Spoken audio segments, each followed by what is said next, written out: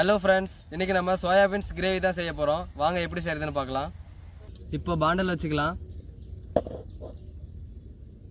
இப்போ தேவையான அளவு தண்ணி சேர்த்திக்கலாம்.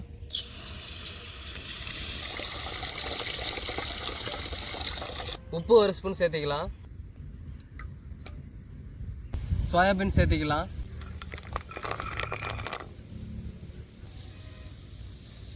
சோயாபீன்ஸ் நல்லா வெந்துருச்சு. இன்னொரு பாத்திரத்துக்கு மாற்றிக்கலாம்.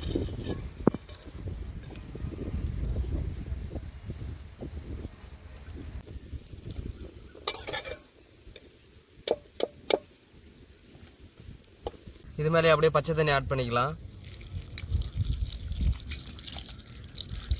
இதை இப்போ நல்லா புளிஞ்சு எடுத்துக்கலாம்.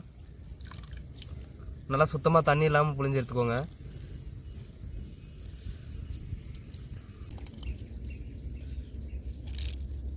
இப்போ எண்ணெய் சேர்த்திக்கலாம். மிளகாய் தூள் ஒரு ஸ்பூன் சேர்த்திக்கலாம். மஞ்சள் தூள் அரை ஸ்பூன். சோம்பு சேர்த்திக்கலாம். இந்த பூ என்ன பேருன்னு எனக்கே தெரியல, கமெண்ட்ஸில் சொல்லுங்கள்.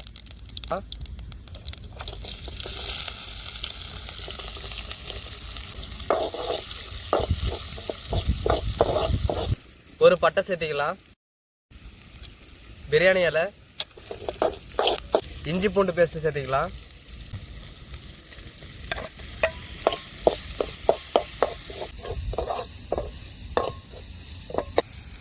அரைச்சி வச்ச தக்காளி சேர்த்திக்கலாம்.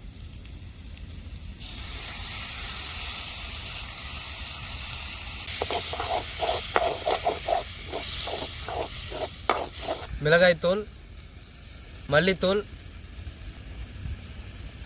கரம் மசாலா, உப்பு ஃபஸ்ட்டு வேக வைக்கும் போதே சேர்த்திட்டோம், அதனால் இப்போ கொஞ்சமாக உப்பு சேர்த்திக்கலாம். இந்த மாதிரி நல்லா எண்ணெய் பிரிஞ்சு வந்த அப்புறம் சோயாபீன் சேர்த்திக்கலாம். இது நல்லா கலந்து விட்டுடலாம்.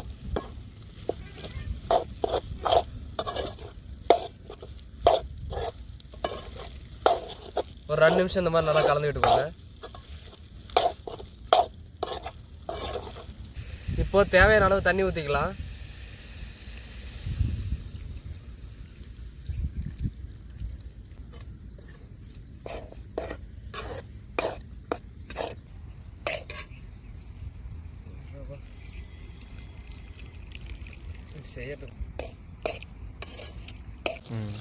அவ்வளோதான் ஃப்ரெண்ட்ஸ், சோயாபீன்ஸ் கிரேவி அருமையாக ரெடி ஆயிடுச்சு.